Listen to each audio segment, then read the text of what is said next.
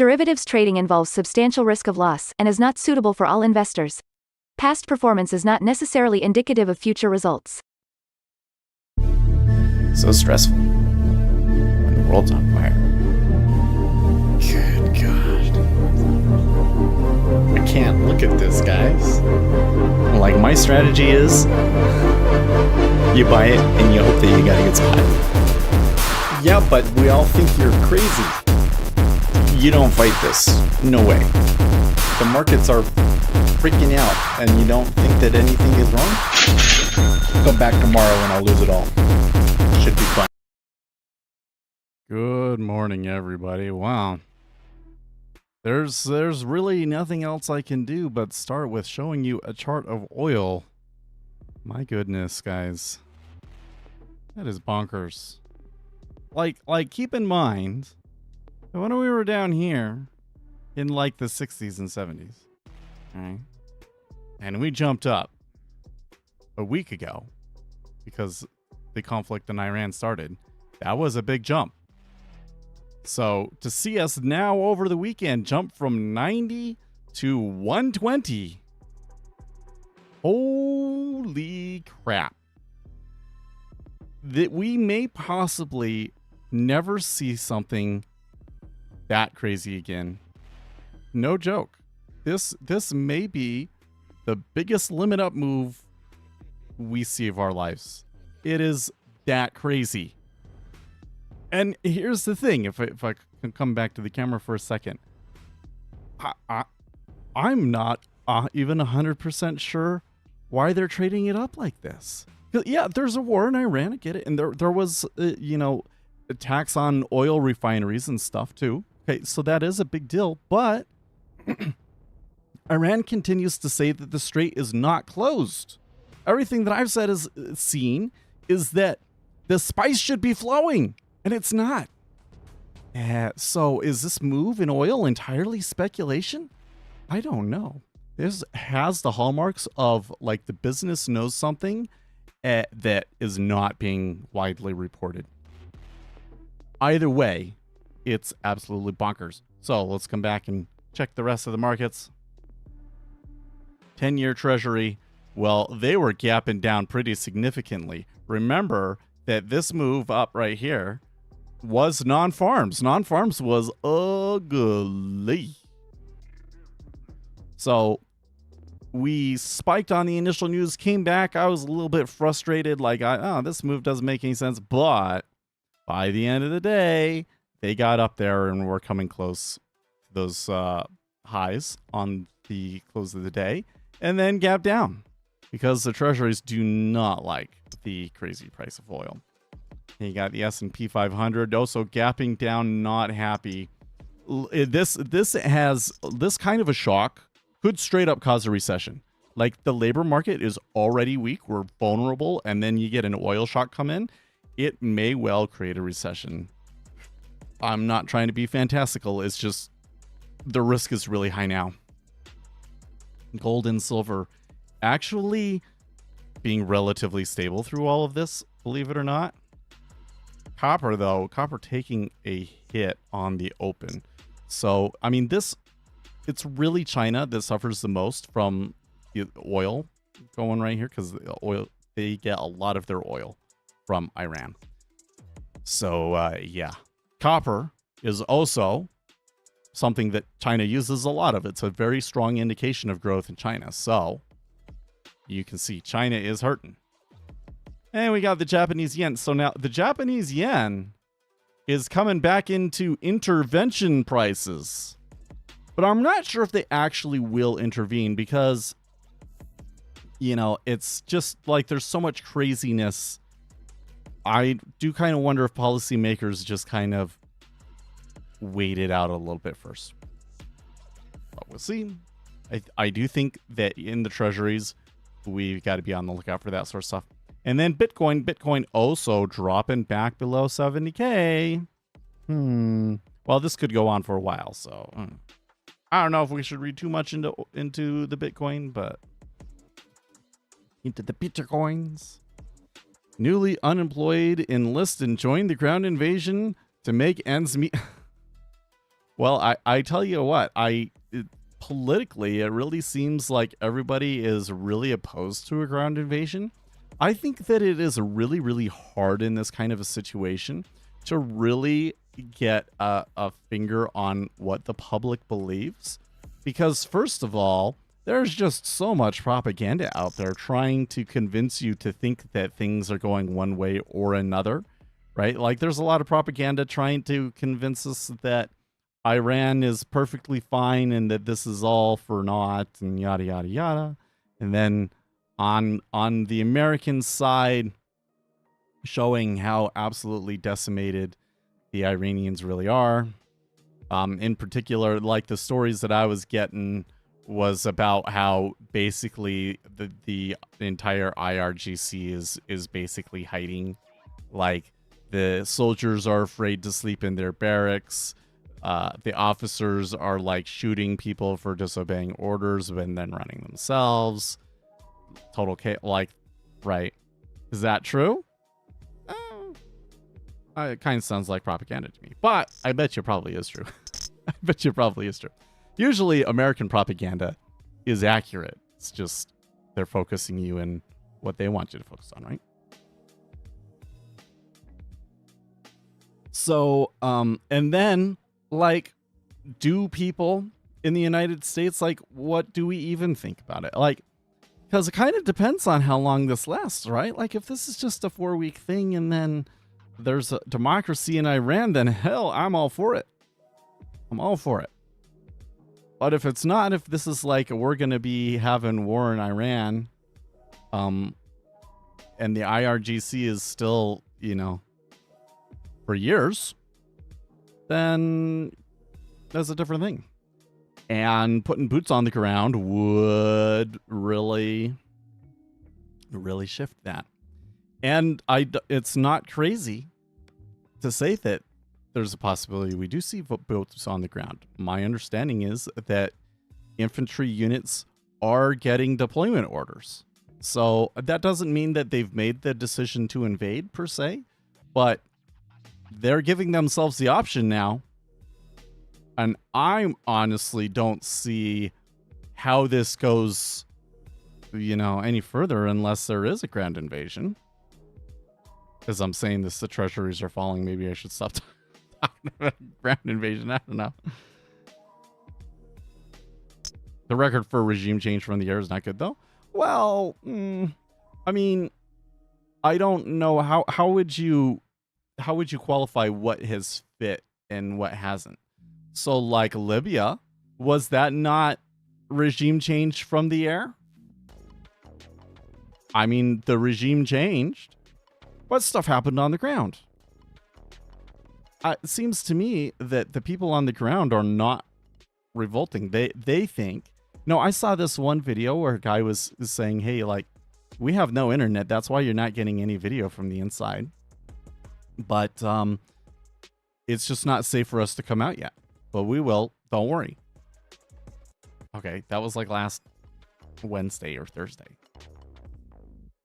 So maybe they're just waiting for something. I mean, while strikes are ongoing and everything, and that it does seem like that the Iranians are out there, or rather the IRGC is out there, aggressively keeping civilians from protesting and so forth. So maybe we're just too impatient. I don't know. But the bigger question still is, why isn't the spice flowing? We got insurance that they say the strait's not closed. Why aren't the ships going through? We'll see. What are they waiting for? What is the event that has to happen for it to go? Good morning, Uzi. Okay, now with all that said, I haven't eaten, so I should eat. Okay, I'm already starting to feel the like, hey, Seth, you need to eat, or you're gonna pass out.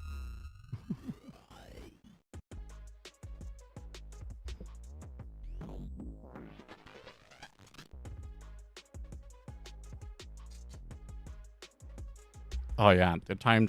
You know, when I was going to bed last night, I forgot about the time change. Because I couldn't fall asleep. Plus, it was really hot. the house, I needed to change the house from heat only to heat and cool.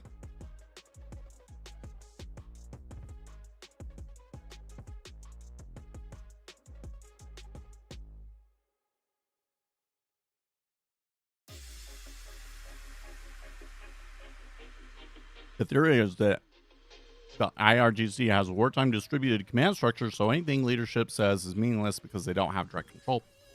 Okay, but even if they said that the strait was closed, how would they enforce that right now? Because their entire navy is kaput. They weren't able to put the mines out in the strait. What would they do? Drones? I don't know. I'm not. And then the U.S. has ships there and are promising to like provide escorts and stuff. I don't know. If that's the reason why they're not going through, then what would have to happen to convince people to do it? Boots in the ground in Tehran? Like Tehran? You get what I mean? Like, you think about what it's doing right now. Okay, price is skyrocketing. And what is the catalyst that you need for it to reverse? Well, the other catalyst that you could get to reverse it is coordinated strategic reserve release. Which I think you probably will see today, actually.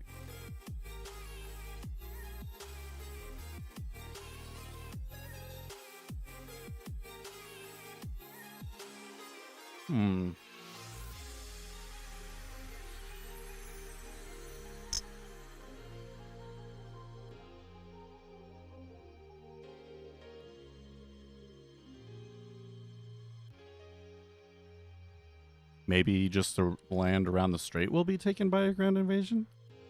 Maybe, but it's my I don't think that it's just like nice beaches all along the coast there. So I don't know what you would... I don't know if that's actually practical.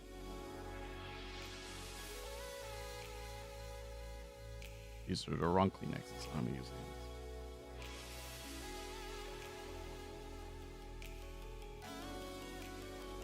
I know. Let's just think about it for like 5 minutes, okay?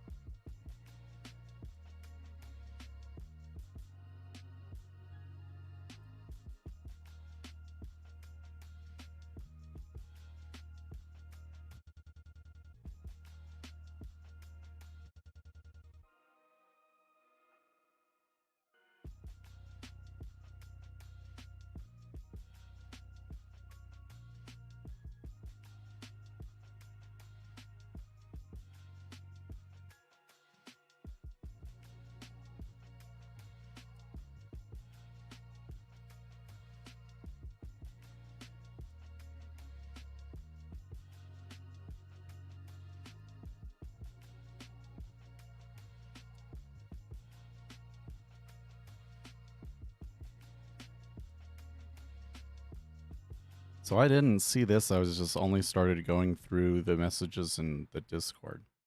And at least the main channel in Discord has been taken over by anti-Semitic, anti-war crazies. But they're reporting from Twitter. New York Times claims the White House is reportedly planning to announce the end of kinetic strikes on Iran. U.S. officials surprised by Iranian military response did not expect retaliatory strikes to be extensive or sustained, planned for operations on Iran to go similarly to Venezuela. Well, it kind of did at first. It seems to me that Iran has not gone all out. I just put that one out there. Of course, not that I should know, but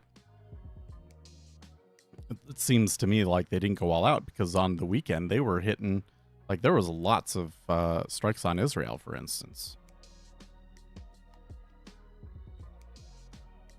I think that they still have quite a bit of offensive capability. And I don't know if continued sustained strikes from the United States will do much. So what do you do then?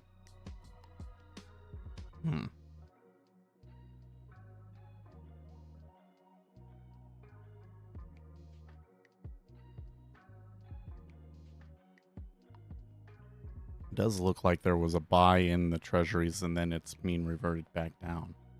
Or from creating a hole here. But we also saw the E-minis come back down pretty hard.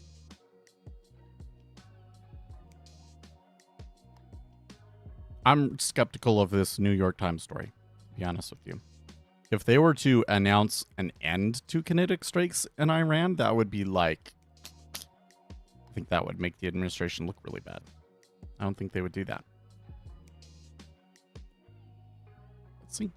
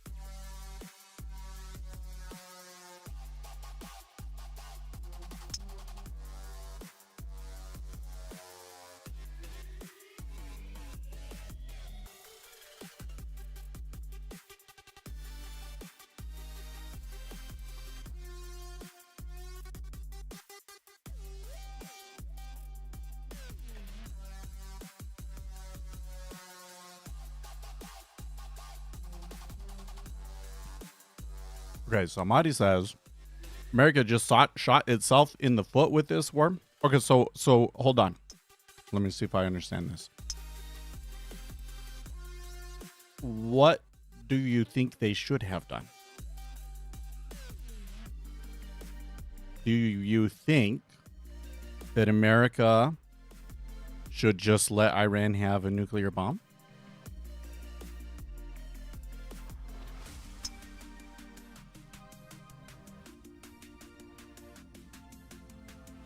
Is that what we're saying?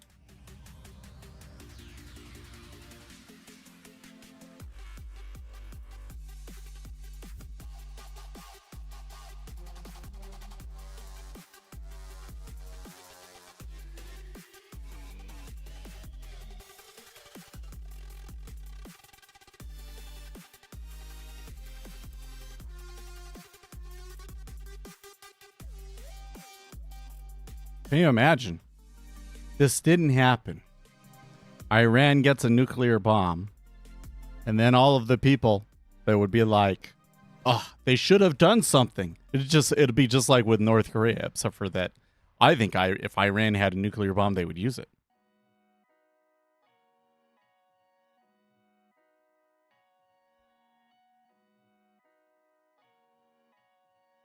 I really think that in some respects, this was inevitable. It was going to happen. And if the United States had really been like, we don't care, Israel would have done it on its own. Then there's no way that the U.S. is going to let Israel do it on its own. So it was kind of inevitable. Kind of happened at a shitty time, don't you think? I don't think this would be the best time.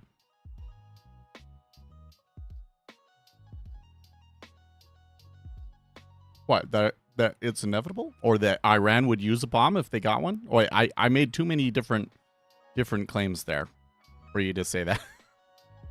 All right. Oh wait, I'll let you catch up. Probably just delayed.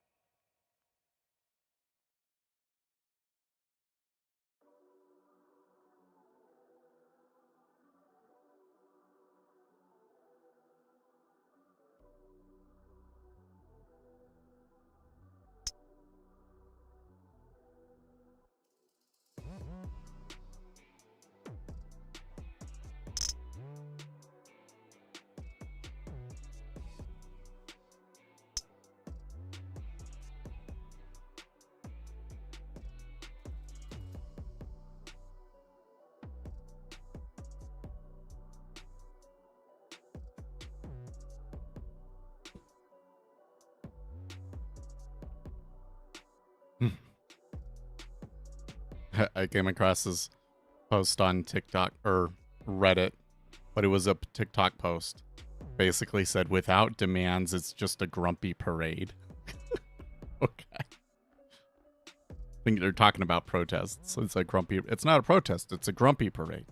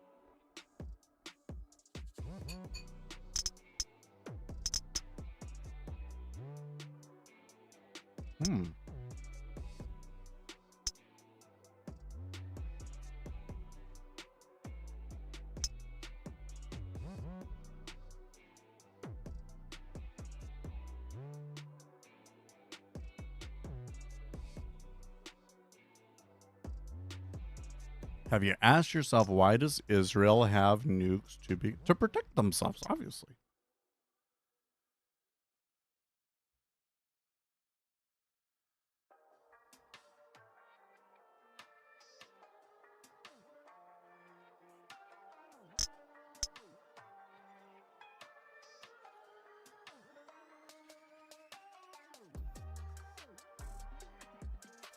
Keep in mind that officially Israel does not have nukes, but we pretty much know for a fact that they do. So I shouldn't talk about this. Is the sort of thing that'll get you banned. But there were whistleblowers, people that there's this guy. He lives in the UK now, I think, but he was basically political refugee from Israel, or whistleblower, had to move to a different country. Revealed that Israel does have nukes. And the whole story about it is really interesting because they developed nukes with South Africa. Israel and South Africa worked together to develop the nuke. And then when things became unstable in South Africa basically dismantled all of their nuclear bombs. But Israel still has some. So actually, I love watching YouTube videos about that shit. It's so interesting to me. Yes. Israel has a bomb. Protect themselves. Doesn't mean that we should let Iran have a nuclear bomb. That is pretty much like, forget about what your opinion is on Iran itself and Islam and Israel and all that whole thing, and just look at the system itself. Okay, the position of every U.S. presidency since basically Jimmy Carter has been, we cannot allow the Iranians to develop a nuclear weapon. They themselves say that they have enough uranium to produce 11 bombs. What did you think was going to happen?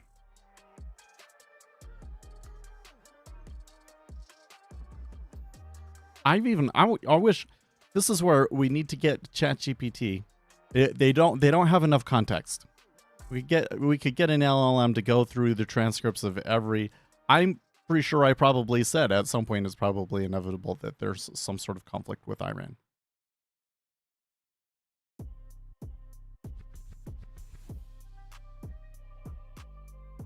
So, if we were to make a political question out of it, the question is not, should they have done it?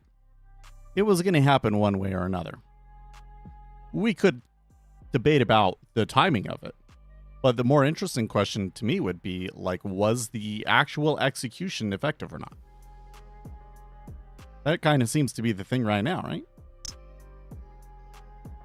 What, that's not weird to you that I've said that every administration says that Iran should not be allowed to have nuclear missiles? No, it's not weird to me at all. Dude, you're talking about a nation, a theocracy led by religious zealots that basically get up in front of the people every day and say that they want to wipe Israel off the face of the earth.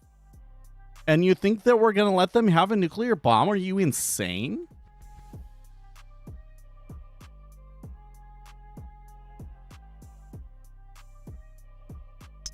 Yeah, Israel has a bomb.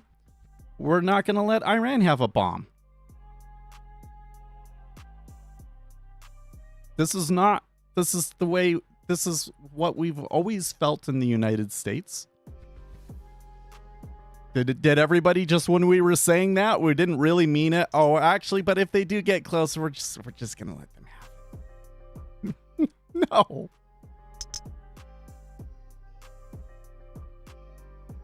The United States we're talking about. You do that. I mean, frankly, quite frankly, I really don't think that Obama should have let North Korea have a nuclear bomb. I think that Obama fucked up. I don't know what you would do to stop him, because if we had done anything, South Korea would be a crater, because they could do a lot of damage with the artillery that they have. But I still don't think that we should have allowed North Korea to get a bomb.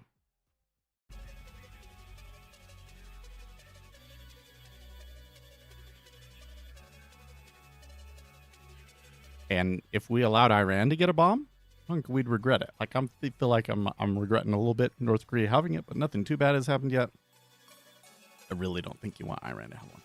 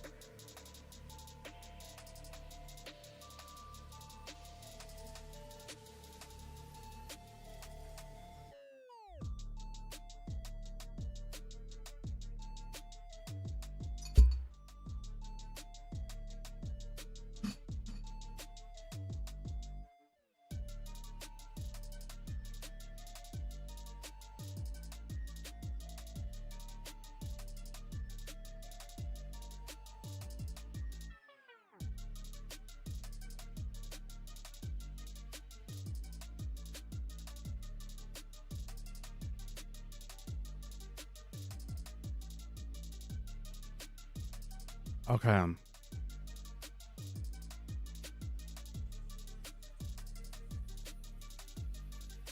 Hearing something on my news squawk about escort mission to reopen the Hormuz Strait.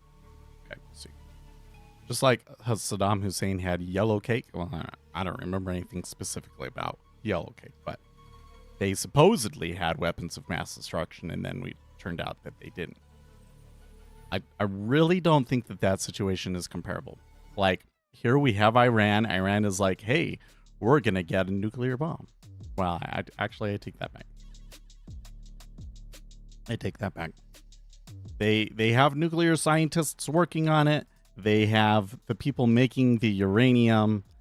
Whether they put 2 and 2 together there is kind of a question about that, right?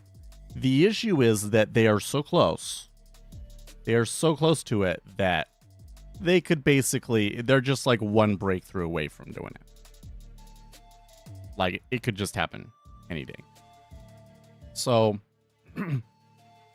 but it's not like Iran is trying to hide that fact.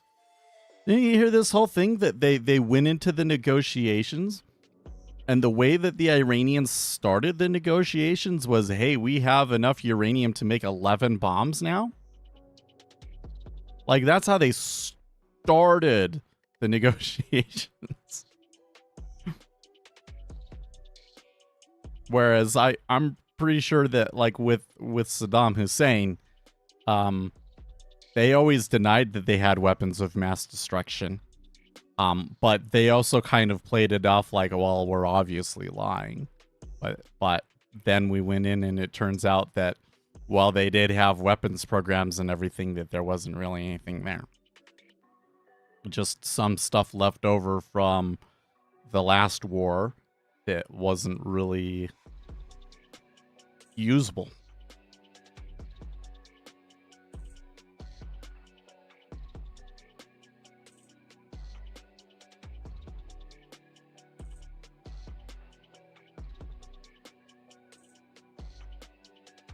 America and Israel were stalling? Yeah, they were. Sure they were. It doesn't seem like that the Americans are, like, here's the thing, dude.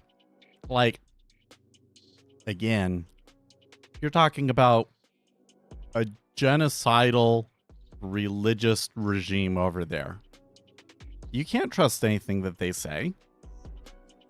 They want to nuclear holocaust all the Jews. They do. There are people inside that regime. That's what they want to do. They talk about it every day. And you think that we're just going to sit here, oh, they're just joking, guys. Don't worry about it. It's fine. No. Like, maybe they're too scared to push the button. But I'm not going to feel comfortable letting them have a nuke. I'm just not.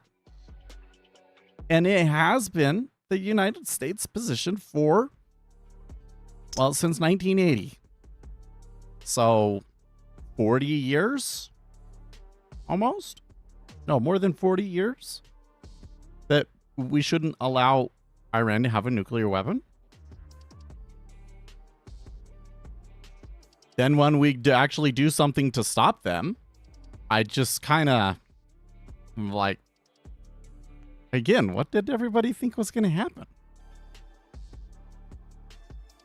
We say this thing for 40 years, and then when it actually comes time to put your money where your mouth is, everybody wants to shy away from it.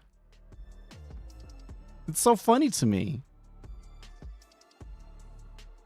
I get it. The shock from, oil prices increasing and all of the other economic impacts on it are awfully painful. It sure would be nice to just, forget it's a problem.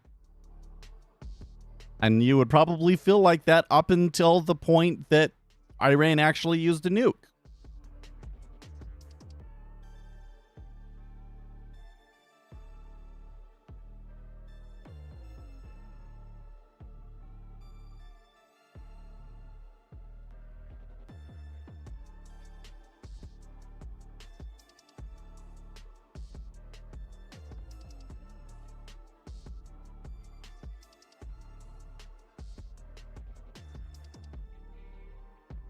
Let me know if it's worth it when you're no longer the superpower. Well, I don't think it's that bad.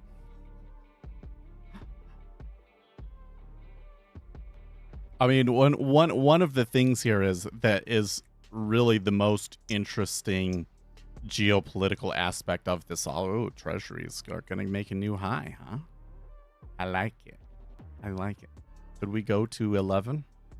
That seems like a likely target. I really don't like this as a spot for an entry, though. I feel like I should already be in it. But this is the first impulse that I've gotten that has me like I should get in. Oh, it's a terrible. Macron is saying an escort mission is possible once the hottest part of the war is over. Well, that's curious to me. Okay. Anyways, the most interesting geopolitical aspect of this is that it really looks to me like and I've seen some conservative blogs talk about this too. They call it taking care of the family business.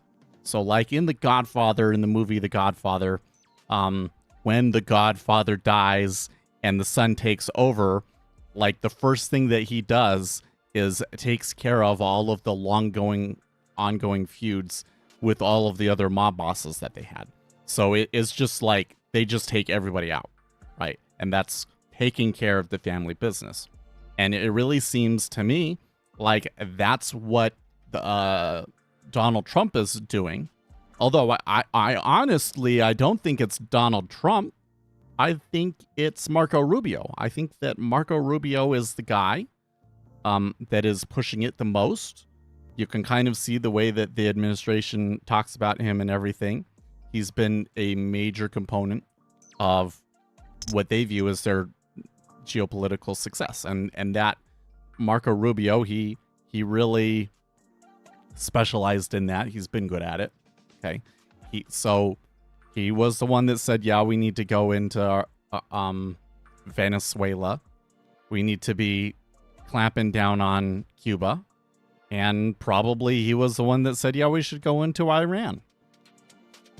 And the whole thing seems to be to kind of deal with all of the geopolitical tensions that we have, so that the only thing that's left is Taiwan and Taiwan. And it does seem to me like China was kind of pushing Venezuela to cause trouble, doing these other things so that it would be easier for them to take over Taiwan. They're trying to distract the United States and get the United States spread too thin so that the United States could not commit to any major conflict in Taiwan. And then China just kind of comes in and takes it over, and we're all like, well, it's not worth doing anything over, and everybody shies away from it. That's what China wants. But two things happened. Number one is for some reason, the Chinese military is just not ready, because the story was that they wanted to move in on Taiwan in 2027. At least that's what the intelligence said, and this was like a year or two ago. But China has been like absolutely purging all of their military for all sorts of reasons. And I'm sure there's a lot of corruption in the Chinese military, but like to the extent that it's happening, I'm a little bit like, not sure what's going on there. Okay. But I think part of it is that Xi does not feel like that they are ready to invade Taiwan. He's very upset, and heads are rolling because of it, right? So that's the first thing, was the Chinese military is not ready. And then number two was that the United States decided, we're not going to play this game. We're just going to take care of all of these things. So now, yeah, maybe China doesn't invade, but that's like a pretty major factor behind all of this. It is. So does the United States lose its preeminent position as a world power? No, I don't think so, because the only country that was anywhere close to superseding the United States in that was China. And what's going on here right now hurts China a hell of a lot more than it hurts the United States.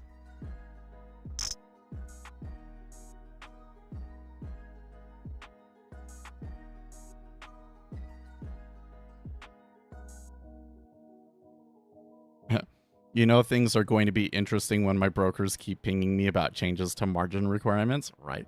I'm actually surprised that I haven't already heard headlines about the exchange themselves increasing the margin requirements for oil. Like, we've basically doubled their, you're not going to increase the margin requirements?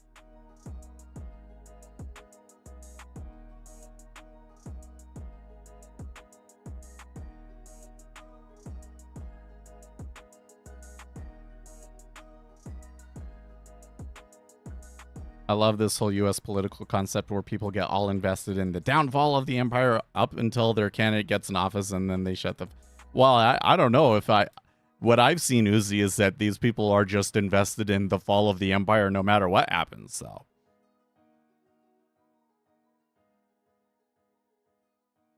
I definitely still see conservatives talk about it.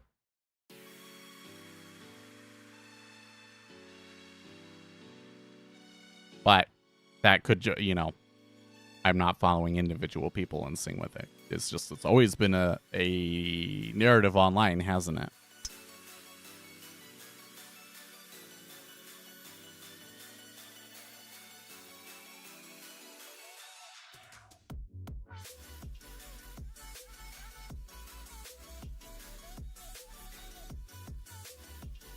Everybody wants the downfall of everyone.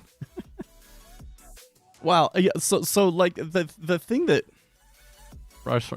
see, I'm always frustrated by that kind of conversation because I just always end up being the outlier in those conversations, you know? Like, I just know that nobody thinks like I do on those sorts of things. Okay, past empires, like this is how the Roman Empire fell and yada, yada, yada.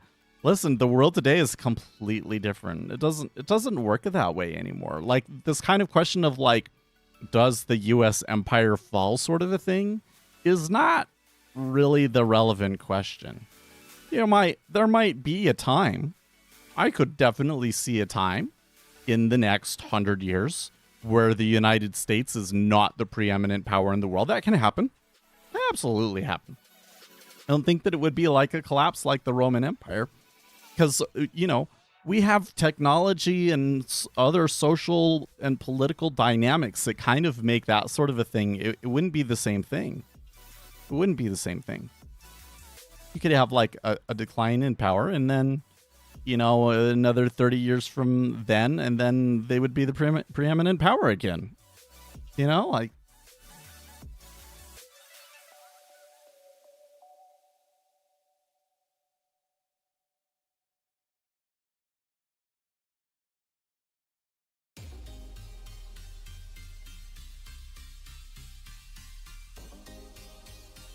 I'll just have to take your word for it. Oh, dude, I totally feel where you're coming from, Uzi. The number of, hey, I was a Trump supporter and now I'm really upset about this sort of stuff. But then you actually, so we've known Mahdi for long enough that I think that he probably is being genuine. But the number of people that I see on Reddit saying this sort of shit, and like it's so obvious that they're not, that it's just hilarious. There is absolutely, I tell you what, man, we sleep on it. The propaganda wars are real, and it is going on right now, and it is wild to watch. I bet you that a year from now, hopefully this is all blown over. I mean, if we're still in a conflict with Iran in a year from now, and there's still active stuff going on, and it's just been ongoing for the whole year, then that's an interesting world. But I'm going to bet you that a year from now, this is all blown over, and then we will get information about how big the propaganda war online actually was. You know?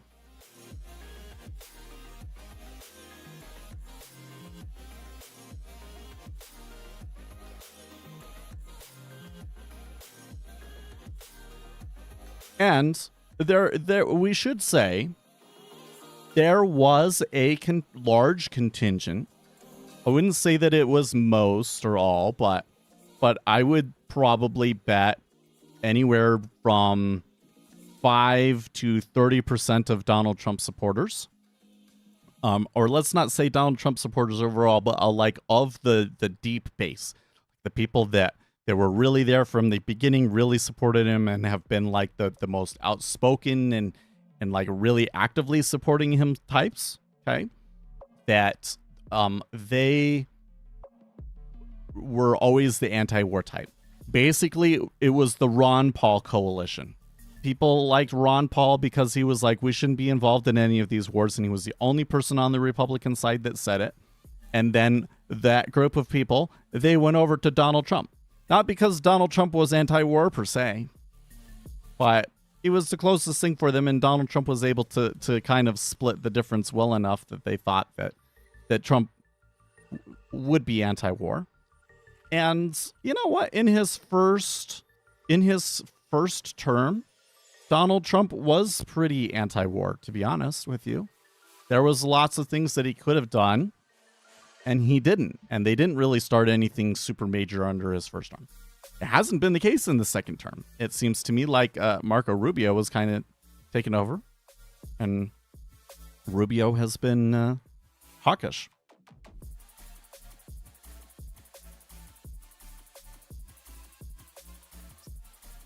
But the truth is that was never Donald Trump's position. And I can remember very specifically there being a debate question. It was asked in more than one debate about Iran. Iran was a question that would come up in basically every presidential debate, the first time and the second time. And it was always, we're not going to allow Iran to have a bomb.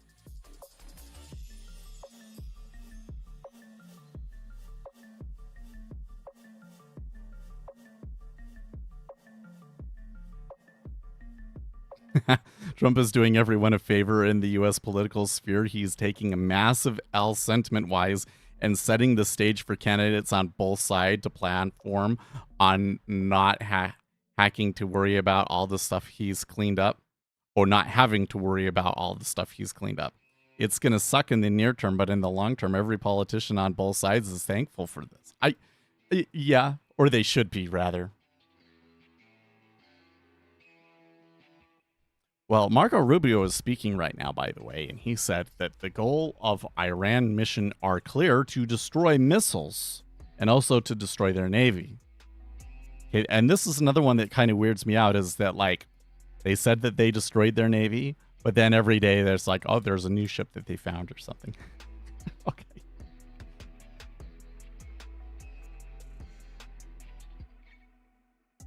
They did destroy their navy, but clearly it's a little bit more nuanced than that, huh? Maybe this ship doesn't technically qualify as part of it, you know? You're right, but again, what you're seeing is just the natural consequence of the position that the United States has had for almost 40 years. I think it's so weird that some people act like that, oh, it was never actually supposed to. We didn't actually mean that when we said that stuff. Oh my gosh, I was playing. I felt something on my feet, and I started playing with it, and then I feel wetness come through, and apparently the boys had a pan of water underneath of my desk, and I just stuck my foot in it.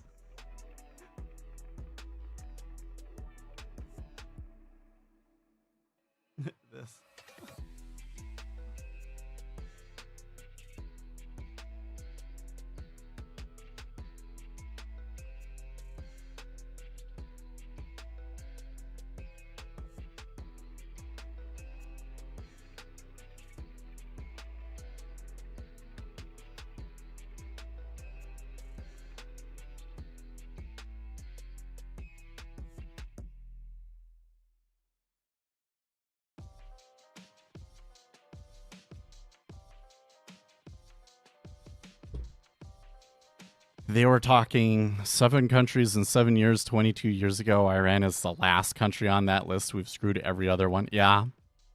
I mean, it's a bigger thing. Like, so many of the problems that we've had, especially with terrorism, this terrorism was being funded directly by Iran.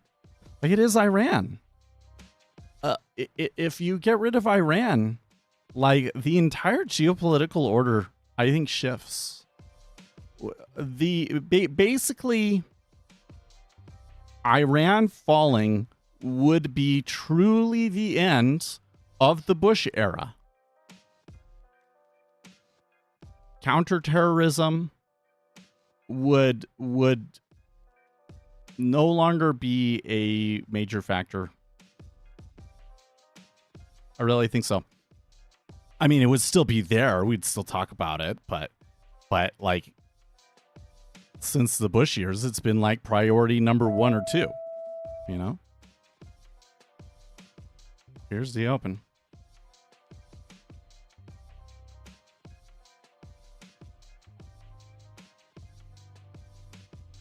But I really think we don't realize how big a lot of this stuff was from Iran. And I would point to that when the Obama administration made the deal with Iran and gave them a ton of money, and then you saw, in particular, terrorism and problems in Israel increase. It was because they used that money to fund proxies and start war in Israel.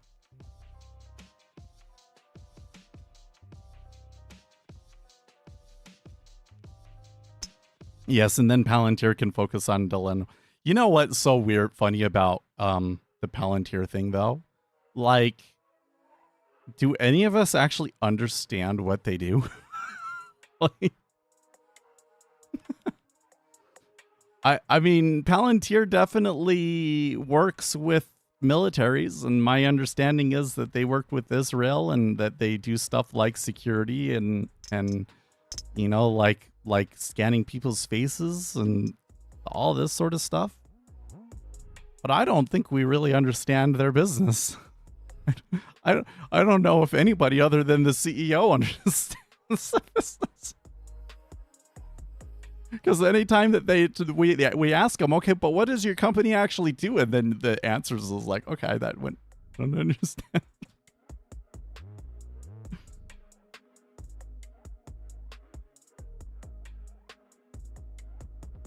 We often miss that in our main character syndrome fueled political ideologies, nobody cares about us. We're nothing of anyone. I don't understand why that, but anyways, it doesn't matter. Yeah, I mean, the politics of it is really, really kind of curious, isn't it? But like, here's the thing. One of the reasons I would say, like, okay, is this like online propaganda? Well, Mahdi's been around for a while, so we know that he's genuine.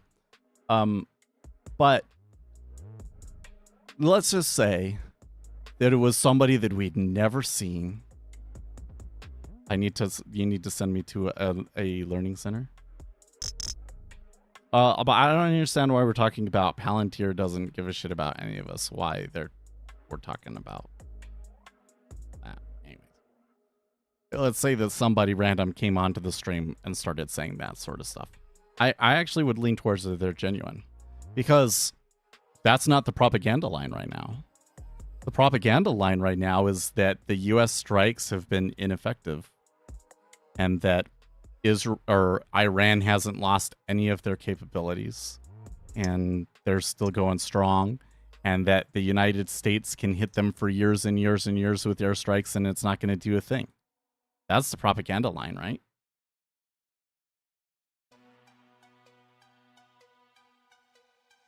And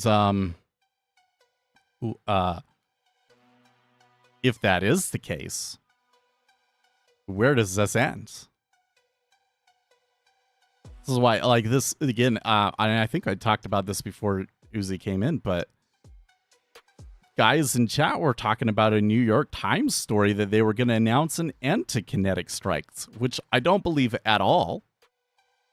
But what?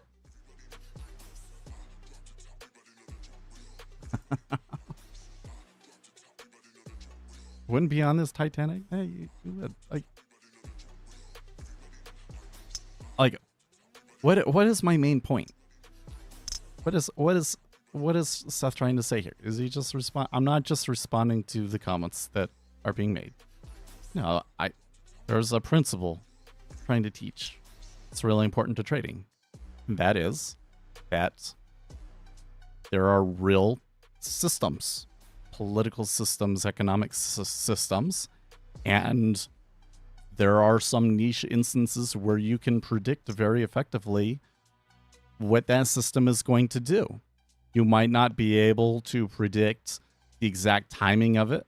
You might not be able to predict how it's going to play out once that event happens, but there are some events that you can pretty much guarantee are going to happen. And the United States getting more involved in Iran to try and prevent them from obtaining a nuclear weapon was something that you could have always banked on. It was always going to happen. So it's kind of funny to watch everybody, it happens, and then everybody freaks out. Like, oh, we shouldn't have done that. I kind of feel like that. I mean, I understand people don't like war. That's like the average person. But kind of suggests to me you're not paying attention. If you thought that there was a world where that just continued on the way that it was. Iran continues to do its thing, and then they get a nuclear bomb. They were never going to allow that. And I do kind of wonder if this turns into this is ineffective, we're not getting regime change, and Iran is still building nuclear material and is going to build a bomb and that sort of a thing. What does Israel do next? Because they're not going to let them have a bomb. Is it ground war stuff? Suppose that could be the next step.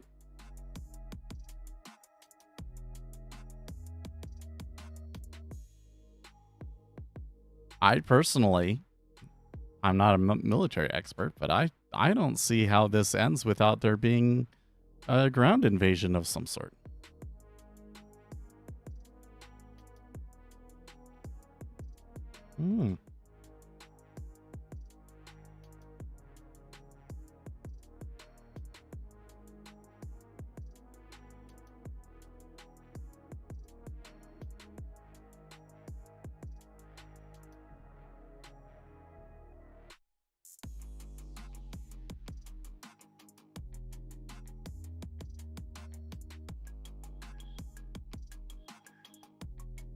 Maybe they can send MAGA people to the front lines. That probably won't let me go. So it's easy for me to talk. I'm over 40 years old and I have a gastrointestinal disease, and that pretty much precludes me from any kind of participation in armed forces.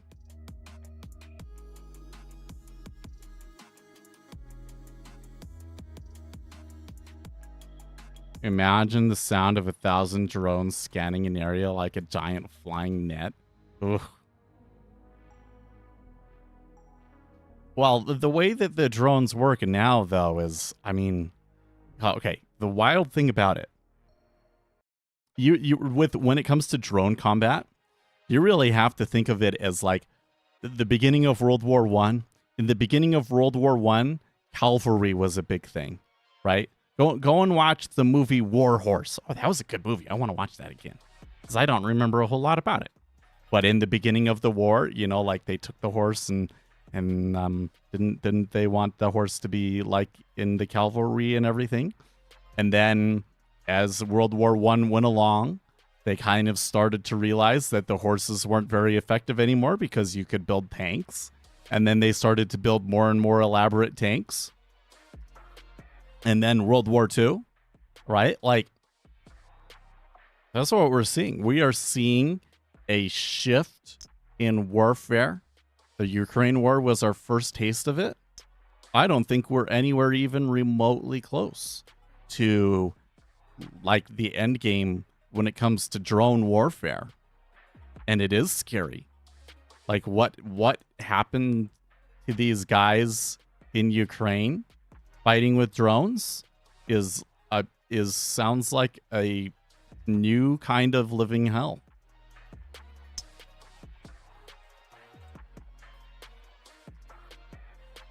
Yeah, you're thinking of drones that headbutt into things. These would be drones with sensors, scanners. Yeah, like I don't think that we have drones running around with machine guns attached to them that are fully autonomous, searching for anything that moves in that area. But I think they're coming. Yeah. What we got right now is just a drone that, like, you have a person flying it, and usually there's an explosive attached to it, and so it has to kamikaze into them. That's what's more common right now. And in order to control them, because of all of the electronic warfare and everything, they have to use tiny little fiber optic cables. So there's just like tiny little fiber optic cables all over the place, right? Yeah, I don't have to tell you guys about this stuff. This is everywhere. This is for prosperity's sake. Somebody 50 years from now, there's going to be some researcher that's going to be like, let's see what we can learn about the Iran war from watching live streams that happened at the time. And then we'll talk about it. And they'll be like, oh, okay, so people at the time did know that it was all fiber optic, right? And watched the evolution of it. Yeah. But that kind of suggests that the next step of this will have to be fully autonomous drones that are not being driven by a person, that can continue to function without a connection to the person that launched it. Kind of scary.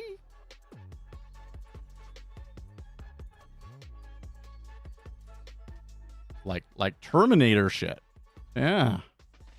Fully autonomous sounds scary as heck. It is scary. It's really scary. But you know what else, Ismail? The bigger thing, the way that the world is structured and everything, if there's anything that we can kind of take comfort in, it's that the structure of the world makes outright war, the total war, makes total war impractical. Total war is impractical. This kind of war, like Iran is really kind of like the edge, right? Like Iran is developed enough to be a problem, but not developed enough that like another civilized nation would never go and attack. Okay. Like if there was a war between the United States and Russia, or the United States and China, then you're talking, or between Europe and Russia. Now you're talking about some real carnage. I'm not sure that can actually happen. Nuclear missiles for one, but then just like the amount of damage and the amount of damage that would be done to the world economy. But you're already kind of seeing like, how well did they actually think this invasion through? Well, I think that the U.S. administration thought that it would already be over, to be honest with you. I've read some stories that say that, but I don't know if I trust those stories or like where they're getting the proof from. But I'm just kind of watching this. It is kind of like I don't see the end game here. Marco Rubio saying, well, the goal is to destroy missiles. Okay. I thought the goal was regime change, but seems like they're already hedging. Maybe they thought it was going to be fast.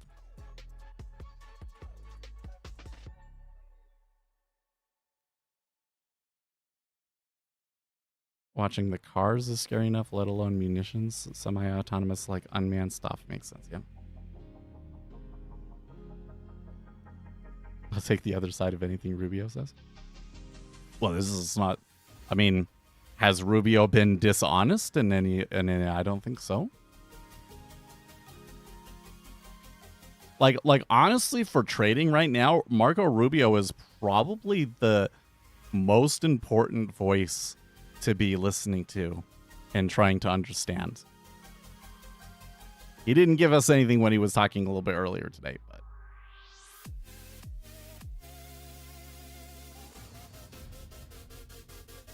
When you cripple Central Command, I'm sure the hundreds of stations are now operating on their own. Oh, well, actually, I'm not sure.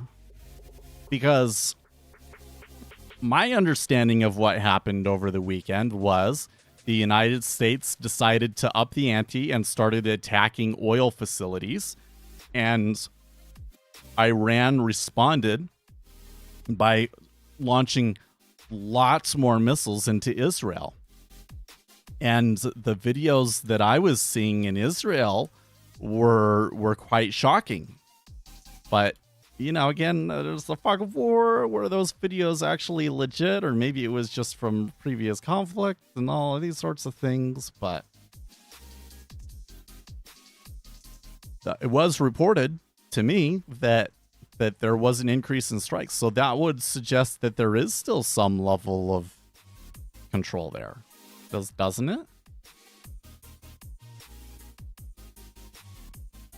I don't know. It's really this conflict has been very different. Like, think about the Ukraine war. You remember that whole thing? Like, okay, they moved in, and then there was like 2 major columns that were coming through.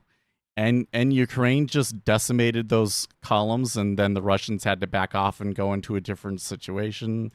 And like, we've gotten the play-by-play in the Ukraine war, and I'm not even like keeping track of it that close. There are some people that, like, there's these websites you can go to that pretty much chronicle everything that's happening over there. And it's crazy how much detail these guys have on what's going on in the front lines in Ukraine. They know every step. But with this Iran thing, I don't feel like any of us have a clue what's going on.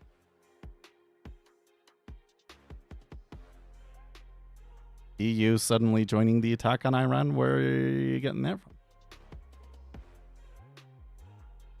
I mean, they were already kind of involved, weren't they?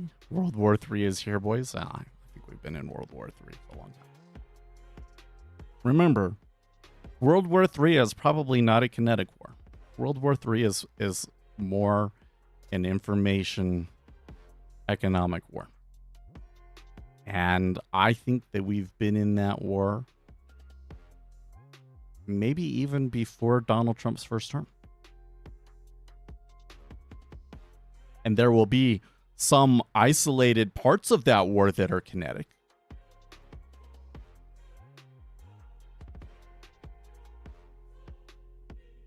Yeah, you were already involved in support/defense capacity, protecting their own assets and interests.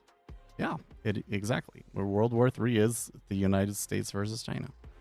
And we've been in that war for a long time.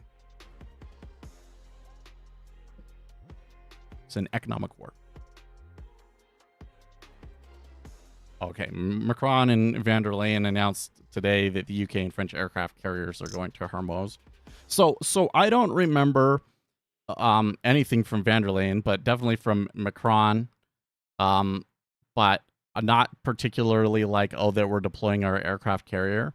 But I did know 2 days ago that the French carrier was moving that way. So I don't know if that one's significant market moving news or anything.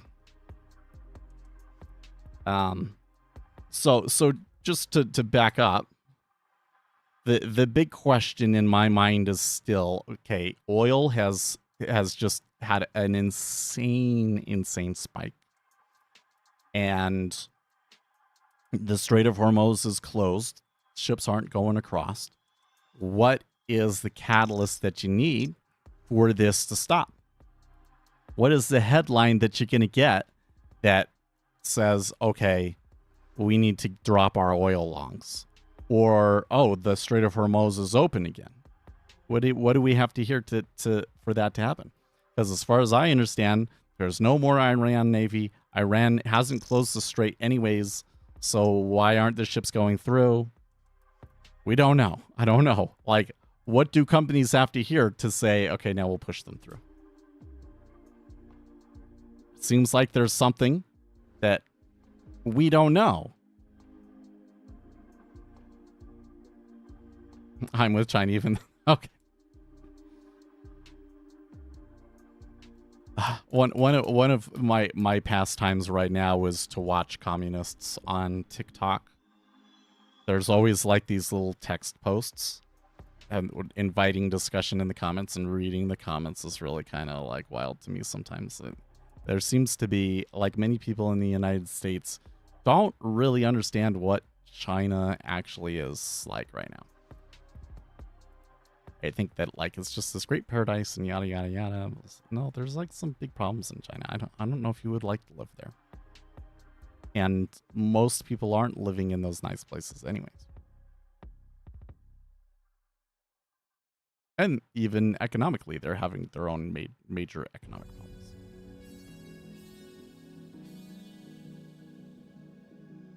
You just don't see it because you're over here, right?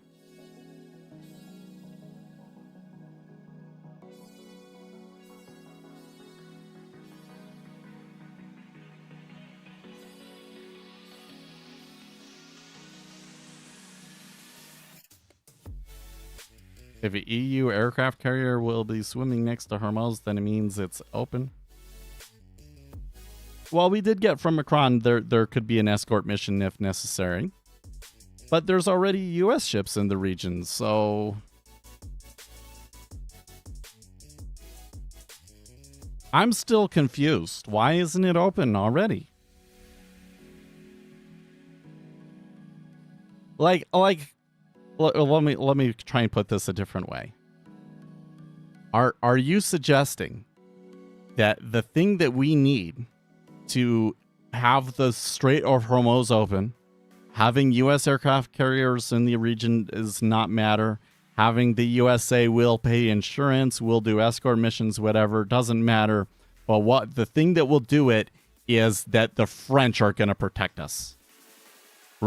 Okay, sure. Wait, Macron has saved us. The strait is open.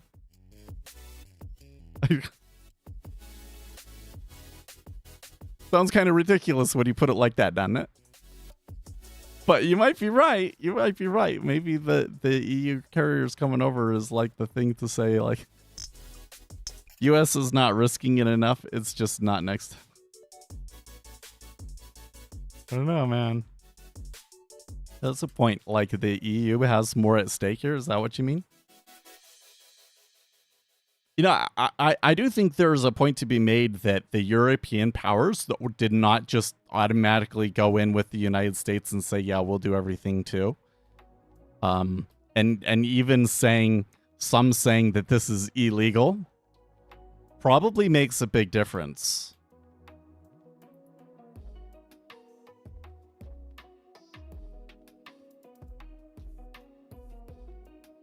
And honestly, they were probably surprised when it happened too. I think that the Trump administration kind of hid it from everybody because they're afraid of leaks and everything. You know, they leak it to European nations that it would get to the Iranians. Probably it would.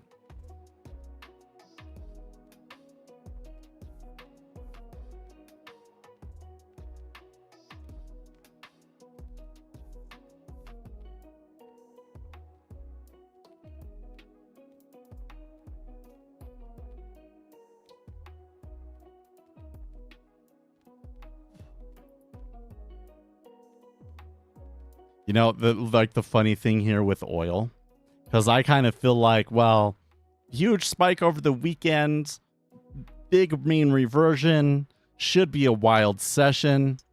Is it oil going to come all the way back? And, well, when you come and you look at the chart and it's kind of like, oh, actually, they look kind of range bound maybe in oil, right? But that's only until you realize that the range is like $6. This is crazy. That's crazy. It's such insane volatility, man. Let's come and look at it from this perspective here. Oil. Okay. It is a little bit like, I thought that we were gonna maybe go for the gap close, you know? Well, probably they do something later in the day. It's one of the things that's frustrated me lately is that a lot of the major moves have been happening later in the day. That's just been the thing for the past, I want to almost say a year. Before that, it was like it would always happen before we get in, right?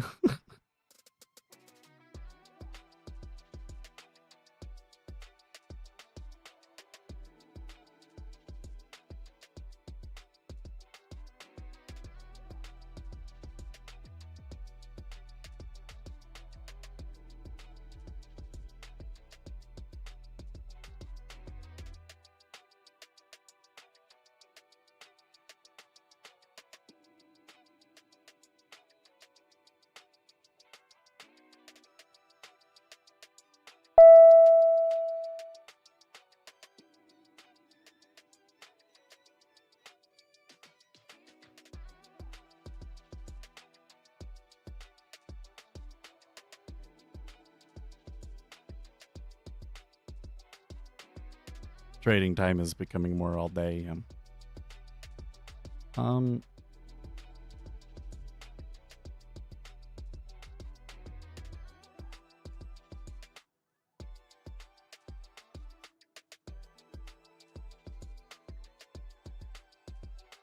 Iran confirms new supreme leader is wounded.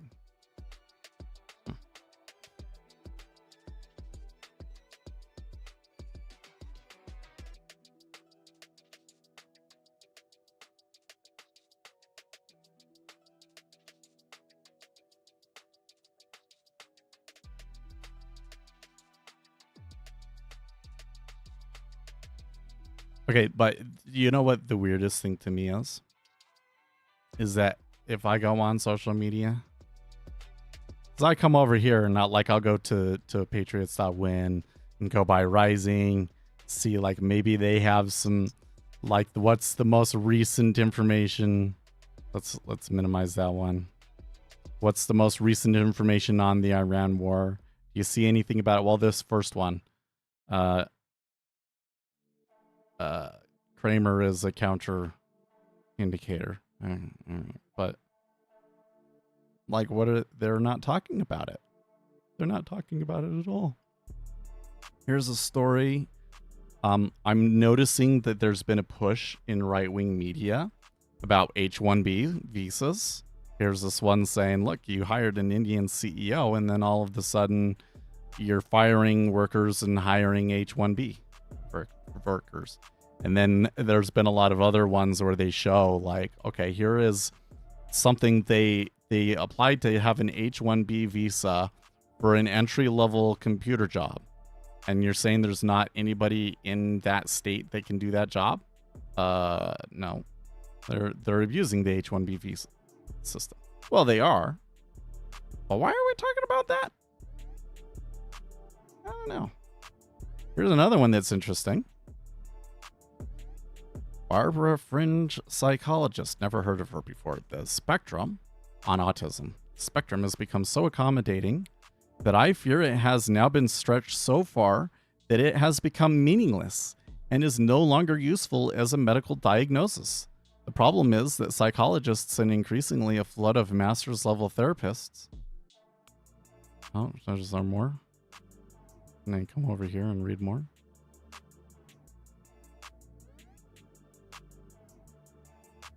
The problem is that psychologists and increasingly a flood of master's level therapists have come to rely on the autism diagnosis to support their practice, their livelihood. I suspect schools face a similar reliance on autism diagnoses for extra funding. Furthermore, parents love it because their child gets extra services. Students love it because it makes them special. Drug companies love it because they get profit from drugs. Psychologists are supposed to be the gatekeepers on diagnosis, but we are not doing very well at it. I am convinced I'm a hill I'm willing to die on. Combining the diagnosis in autism into a spectrum and having like level 1, level 2, level 3 autism was a huge mistake. It was a huge mistake. There should be some sort of standard which is like the amount to which it just is disruptive to your life. There's people that are level 2 and level 3 where they literally can't function without somebody watching them the whole time. They will cause problems, and like my son, you can't just leave him alone. He will destroy the house. It's like a 2-year-old, except for that he's 6 now. And that is very, very different from these guys on TikTok that are like, yeah, I'm kind of autistic. I didn't find out until I was 40. Okay. Yeah, there's differences in people's brains. You don't necessarily need to medicalize. And I mean, the thing is you could call it something different. It used to be called Asperger's, but you know, that could be something you would treat it differently. But now the people that have profound autism are at risk of not getting the support that they need. That's certainly what's happening here. It's been hard for us to get our kid into speech therapy and all of these other things. Maybe he could already be speaking now. We had been able to have him in speech therapy for a year. You know, like, what's the... We can't even have the tism in peace anymore, I swear. Anyways, wild thing. But yeah, they're talking about that. Oh, it's kind of weird that the Donald is talking about that, but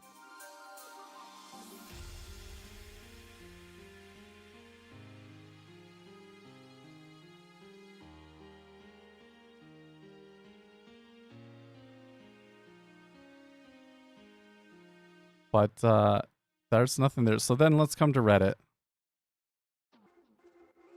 Probably we're going to see more stuff on Reddit about the Iran war, but just complaining that it's happening and not like actual. Here's, you know, the new headline. Now, a computer is becoming a thing computers use. I think there will always be people that are doing computer work.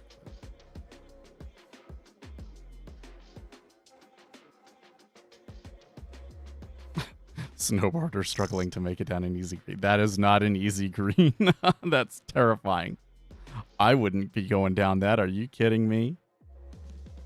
Ouch. Oh. Oh. Oh. Ow. He's probably okay, but that's painful. Okay, and by the way, there's no talk about the explosives devices found over the weekend in New York either. That's a big deal. Hardly. It's funny that the first thing I saw here was on Reddit. All right.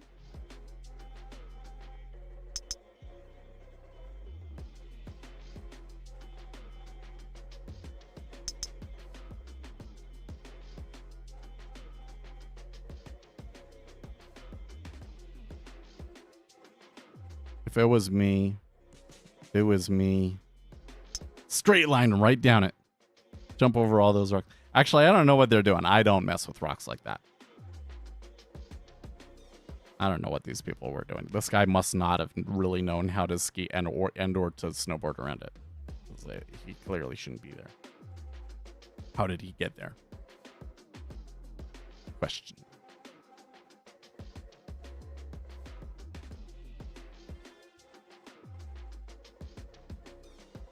I was going to say something else about autism. Not that it matters, but I was only brought it up because that's like what's on there instead of the Iran war. But the accommodations that they're giving in schools, they need to get rid of that. So the thing right now is if you're ADHD, you can get accommodations. It gives you more time on tests. I don't think that they should do that. The research says that giving people with ADHD more time on tests does not help them. What does help them is allowing them to stop whenever they want. That you can say, I want to take a break or I need to go to the bathroom or whatever. Go to the bathroom, go take a break in a monitored room or something like that. And then you can come back and continue taking the test. And they stop the time when they, right? And I kind of think maybe we should allow everybody to do that. Or maybe we should just break the tests up into shorter portions and have more breaks in between. I think that would maybe help. But when you go and you give them like more time, it's like this objective help, and then now everybody's trying to get diagnosed with it so that they can get the help. Shouldn't be doing it. Wasn't one of those top universities where like 60% of the students had ADHD or something like that? That's crazy.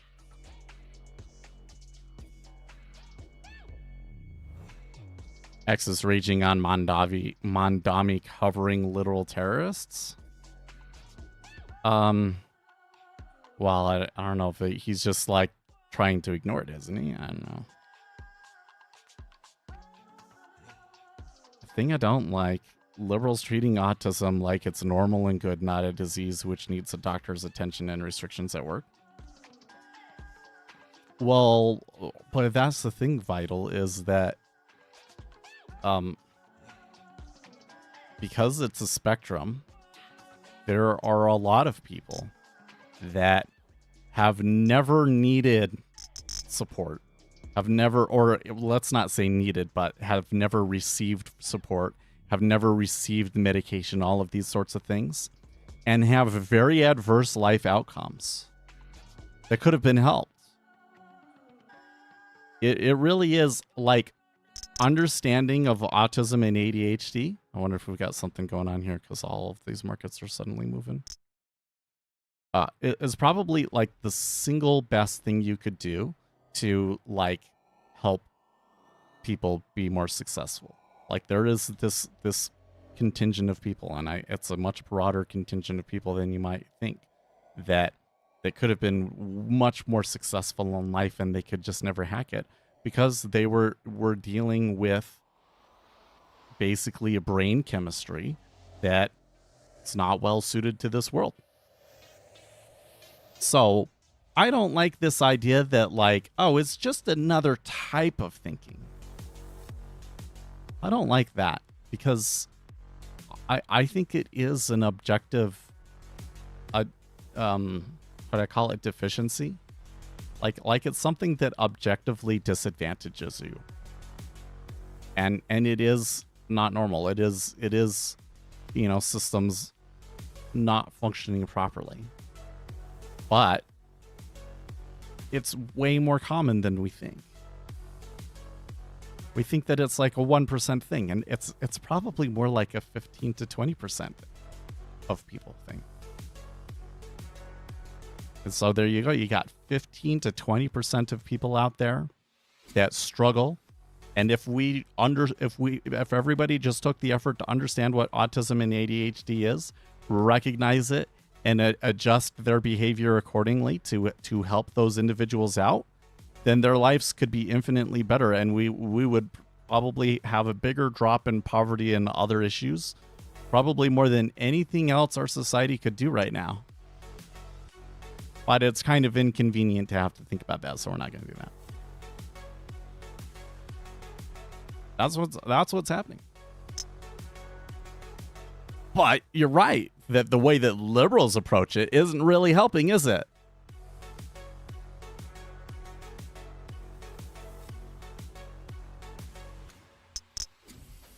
Because they're turning it into some sort of identity or protected status to be proud of, and to give you special privileges in the competition of who's the most oppressed.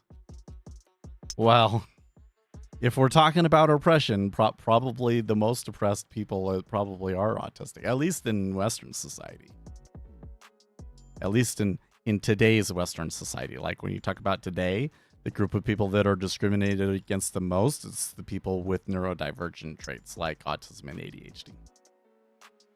100%.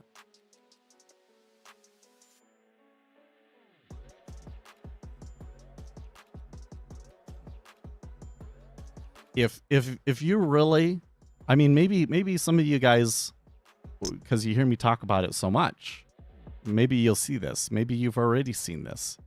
you'll start going around and you'll start to see, oh, this person's ADHD. This person's ADHD. Like once you're able to identify them, it gets wild. The things that you're gonna see and realize. Like one of the things is that the neurodivergent individuals all congregate in the same companies. So you basically get companies that are almost entirely neurotypical, and companies that are almost entirely neurodivergent, because the neurodivergent people get kicked out, and they'll go around until they find one of the places where everybody else is neurodivergent too. For real.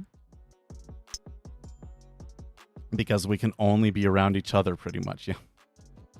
Like, neurotypical people reject you.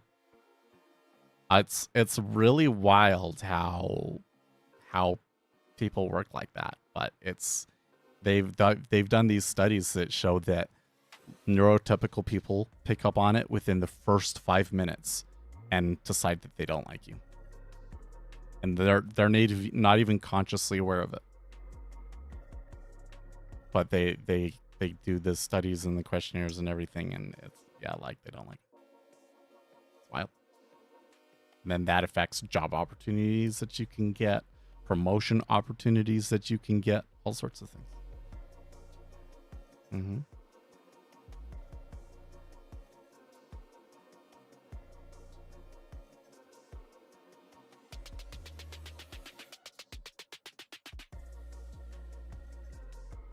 I'm actually a really fun one, yes, on neurotypical rejecting. I'm able to call most people out for being neurodivergent, even if they try to hide it, usually simply because they talk to me. Yeah. Like especially you're talking to me and like you're really enjoying talking to me, probably neurodivergent. But in my older age, I'm starting to see the different archetypes. Like I think there was a study that suggested that ADHD was actually 3 distinct subtypes. That like when you look at the genes of it, there's like 3 distinct categories. And that they're doing similar for autism. So I'm starting to see those differences. Now the treasuries are really going down. And is that, well, we are seeing a little bit of a rise in oil, so I think that's what they're reacting to. You know what? I'm like way over time. You know what? This is a daylight savings time thing. But I should get going. I'll be fine. I gotta leave before 8:15 though. So it's time for me to get going. I'm really frustrated because I think this should be a good week for trading, but so far I'm not really seeing a place where I want to answer it myself. But tomorrow we'll have more time, so let's see what happens then. And we should be spending more time programming too. That's the other bit, so I'll get in on that. So join us tomorrow. China #1. Okay. Let's see how this Iran. Let's give it a month. See where we're at with the Iran thing. I've never been more uncertain. See you guys tomorrow.